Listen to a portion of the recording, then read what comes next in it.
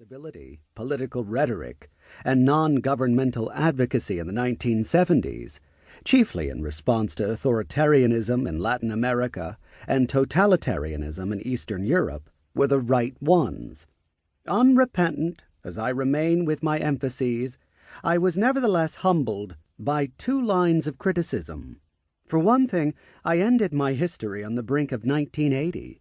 precisely when it began to seem interesting, and an unprecedented density of human rights politics truly began.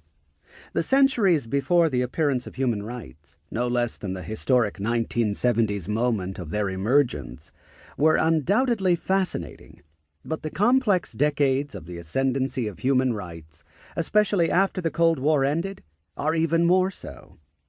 For another, I identified a chronology that matched that of the shift in political economy from the welfare state to the neoliberal era, without mentioning the relation of the human rights revolution to that shift, or indeed the relation of human rights to distributive outcomes and political economy before or after it. In particular, some Marxists asked, was not the story of the rise of human rights yet another example of a shift in superstructure that made sense only when taken as an occasion for attention to the base of capitalism that is supposed to determine everything built on its foundation? This rewrite of the history of human rights offers another look for a new era in which, for all the current endurance of liberal political hegemony in the face of strong ideological opposition, its self-imposed crises seem more evident than before, and the relevance of distributive fairness to the survival of liberalism is impossible to avoid. What can make the study of history exciting is that its infinity of sources and our change in perspective can allow two books on the same topic by the same person to bear almost no resemblance to each other, even if the intellectual challenges and opportunities of writing history pale beside the importance of the public and political uses it should serve.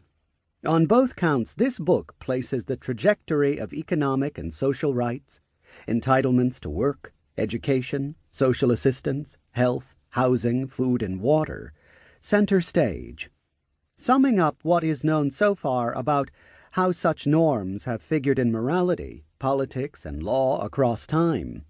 it narrates their ascendancy in relation to broader contests over distributional fairness. This book still locates a pivot in the middle of the post-war age, as anti-colonial nationalism saw its plans to globalize justice foiled, as redistributive socialism began to enter crisis, and as the twin alternatives to those prior endeavors of human rights and neoliberal economics began to define our present.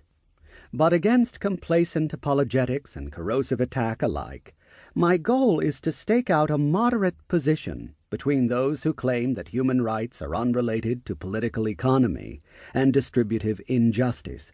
except, of course, to provide the essential tools for reining them in, and those who think the human rights revolution has been a mere sham, masking inhumane domination. It is very revealing that the prestige of human rights politics and law, from the late Cold War into our time, has shared the same lifespan as their neoliberal doppelganger. Yet this is not because they abet its victories directly.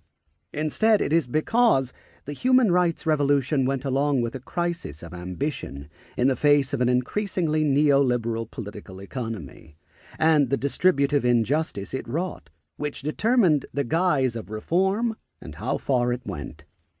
Human rights politics and law have both enjoyed successes and suffered limitations alike as a result of their prominence in a neoliberal age. Human rights politics and law went some way to sensitizing humanity to the misery of visible indigence, alongside the horrific repression of authoritarian and totalitarian states, but not to the crisis of national welfare, the stagnation of middle classes, and the endurance of global hierarchy. Focusing on sufficient protections, human rights norms and politics have selectively emphasized one aspect of social justice, scanting in particular the distributional victory of the rich.